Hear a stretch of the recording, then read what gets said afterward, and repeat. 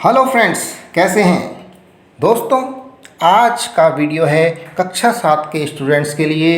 Sanskrit subject है और Sanskrit subject का ये है पंचम पाठ, पांचवा पाठ, जिसका शीर्षक है पंडिता रमाबाई।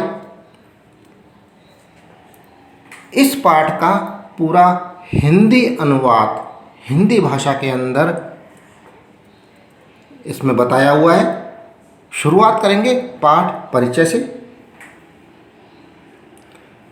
प्रस्तुत पाठ में पंडिता रमाबाई के जीवन एवं उनके महान कार्यों का परिचय दिया गया है। स्त्री शिक्षा के क्षेत्र में अग्रणी पंडिता रमाबाई का जन्म सन 1858 ईस्वी में हुआ था। उनके पिता का नाम अनंत शास्त्री डोंगरे तथा माता का नाम था लक्ष्मीबाई। अत्यंत विषम परिस्थितियों में रमाबाई ने संपूर्ण भारत का पैदल ही भ्रमण किया तथा उस समय उन्होंने स्त्री शिक्षा का प्रचार प्रसार किया। पूरे भारत में उन्होंने पैदल पैदल बिना किसी वाहन के घूमी। वो संस्कृत के वैदुष्य के कारण संस्कृत में विद्वान थी। वो संस्कृत बहुत अच्छी तरह आती थी। इस वजह से रमाबाई को पंडिता और सरस्वती इन दो उपाधियों से सुशोभित किया गया। लेखन के क्षेत्र में भी रमाबाई का महत्वपूर्ण योगदान है।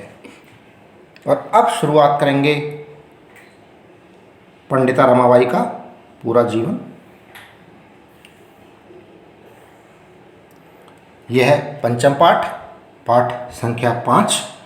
शीर्षक है पंडिता रमाबाई। पूरे पाठ का हिंदी भाषा के अंदर अनुवाद देखेंगे। स्त्री शिक्षा के क्षेत्र में अग्रणी पंडिता रमाबाई का जन्म सन 1858 ईस्वी में हुआ था। उनके पिता अनंत शास्त्री डोंगरे और माता लक्ष्मीबाई थी। रमाबाई के पिता का नाम क्या था? अनंत शास्त्री डोंगरे और माता का नाम लक्ष्मीबाई था।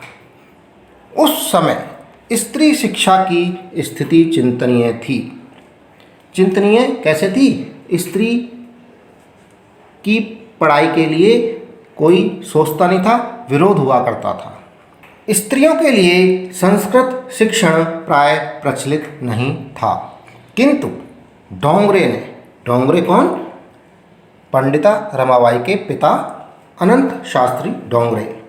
उन्होंने रूढ़िबद्ध धारणा को छोड़कर अपनी पत्नी लक्ष्मीबाई को संस्कृत पढ़ाया।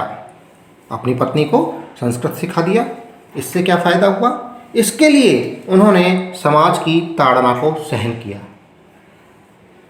समाज से जो उल्हाने मिलते थे उनको उन्होंने सहन करके भी अपनी पत्नी को संस्कृत पढ़ा दिया। इससे फ़ायदा क्या मिला? इसके बाद रमा ने भी अपनी माता से संस्कृत की शिक्षा प्राप्त की। देखिए, डोंगरे ने अपनी पत्नी को सिखाया संस्कृत और उनकी पत्नी ने अपनी बेटी को संस्कृत की शिक्षा दी। इसका ये फायदा हो गया। समय के प्रभाव से रमा के पिता निर्धन हो गए।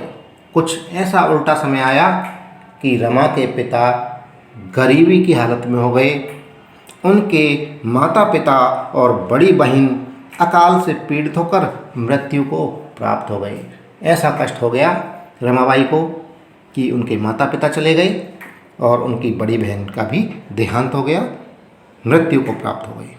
इसके बाद रमा ने अपने बड़े भाई के साथ पैदल पैदल ही संपूर्ण यानी कि पूरे भारत का भ्रमण किया। बिना किसी वाहन के पैदल पैदल पैरों से चलकर पूरे भारत में वो घूमी, पूरे भारतवर्ष में घूमी। भ्रमण के साथ ही वह कोलकाता पहुंची। घूमते घूमते वो कलकत्ता पहुंच गई। संस्कृत के वैदुष्य के कारण, संस्कृत की विद्वता के कारण, संस्कृत की जानकारी की वजह से वह वहाँ पंडिता और सरस्वती इन दो उपाधियों से सुशोभित हुई। ये दो उपाधियाँ उनको वहाँ पर मिली। इन नामों से रमाबाई को जाना लगा। किससे?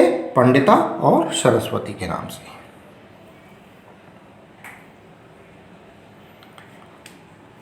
वहीं पर उन्होंने ब्राह्मण समाज से प्रभावित होकर वेदों का अध्ययन किया।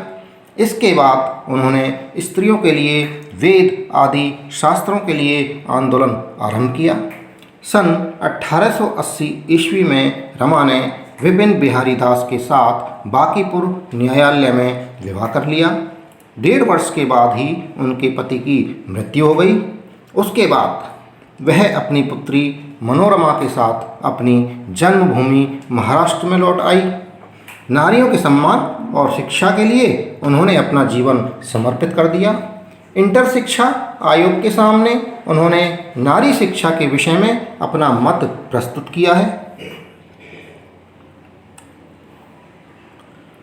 वे उच्च शिक्षा के लिए इंग्लैंड देश गई। वहाँ पर वह ईसाई धर्म के स्त्री विषयक उत्तम विचारों से प्रभावित हुई। इंग्लैंड देश से रमाबाई अमेरिका देश चली गई। वहाँ उन्होंने भारत की विधवा स्त्रियों की सहायता के लिए धन एकत्रित किया। भारत लौटकर मुंबई नगर में उन्होंने शारदा सदन की स्थापना की। इस आश्रम में बेसहारा स्त्रियां रहती थीं। वहाँ स्त्रियां छपाई, टंकण यानी टाइप का काम, काष्ठकला, लकड़ी की कलाकारी करती थी आदि का प्रशिक्षण भी प्राप्त किया करती थी। किंतु यह सदन पुणे नगर में स्थानांतरित हो गया।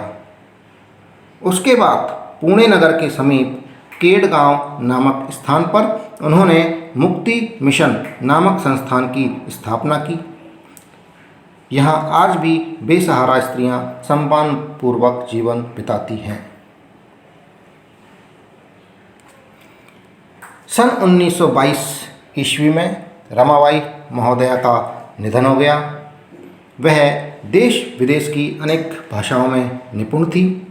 समाज सेवा के अतिरिक्त लेखन के क्षेत्र में भी उनका महत्वपूर्ण योगदान रहा। स्त्री धर्म नीति और हाई कास्ट हिंदू विमेन, ये उनकी 2 प्रसिद्ध रचनाएं हैं।